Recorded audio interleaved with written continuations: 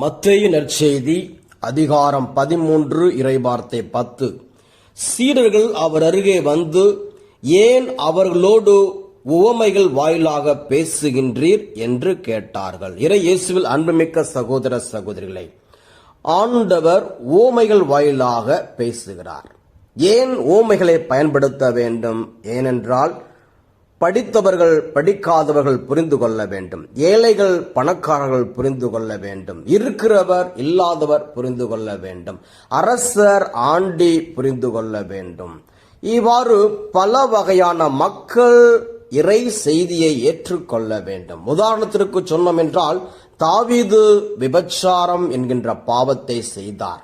Nathan போய் சொல்லுகின்றார். எடுத்த உடனே நீ விபச்சாரம் பண்ணிருக்க என்று சொன்னால் கண்டிப்பாக தாவீது ஏற்றுக்கொண்டிருக்க மாட்டார். மாறாக ஒரு சிறிய கதை மூலமாக விளக்குகிறார். 2 சாமுவேல் 12:3 முதல், ஏழையிடம் ஒரு ஆட்டுக்குட்டி தவிர வேறு ஒன்றுமே இல்லை. அவன் அதை விலைக்கு வாங்கியிருந்தான். அது அவனோடும் அவன் குழந்தைகளோடும் இருந்து வளர்ந்து பெரியதாகியது. அவனது உணவை உண்டு அவனது கிண்ணத்திலிருந்து நீர் குடித்து அவனது மடியில் உறங்கி அவனுக்கு ஒரு மகளைப் போலவே அது இருந்தது.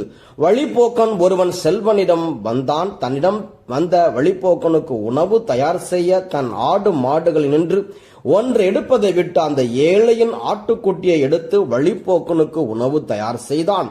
உடனே தாவீது அம்மனிதன் மேல் சீற்றங்கொண்டு, ஆண்டோர் மேல் ஆணை, இதை செய்தவன் கட்டாயம் சாகவே வேண்டும். இரக்கமின்றி அவன் இதை செய்ததால் அவன் ஒரு ஆட்டுக்குட்டிக்காக 4 மடங்கு திருப்பி தர வேண்டும் என்று நாத்தானிடம் கூறினான்.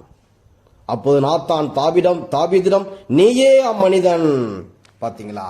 இவ்வாறாக ஒரு சிறிய கதை மூலமாக சொல்லி தாவீது செய்த அந்த பாவத்தை எடுத்து காண்பிக்கிறார். அப்பொழுது தாவீது உணர்ந்து கொள்கிறார், இது என்னுடைய தவறுதான், நான் பாவம் செய்தேன் என்று அப்படியே விழுந்து கடவுளிடம் மன்றாடுகிறார், மன்னிப்பு கேட்கிறார், தன் பாவத்திற்காக மனம் வருந்துகிறார்.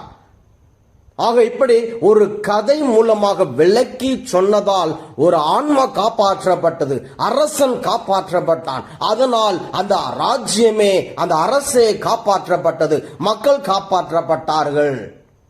அதனால்தான் இயேசு ஊமைகளை பயன்படுத்தி எல்லா மக்களும் ரட்சிக்கப்பட வேண்டும், எல்லோரும் தேவ ராஜ்யத்தை பற்றி தெரிந்து கொள்ள வேண்டும், விண்ணரசை பற்றி தெரிந்து கொள்ள வேண்டும், எல்லோரும் பரலோகம் செல்ல வேண்டும் என்பதற்காக ஊமைகள் பயன்படுத்துகிறார்.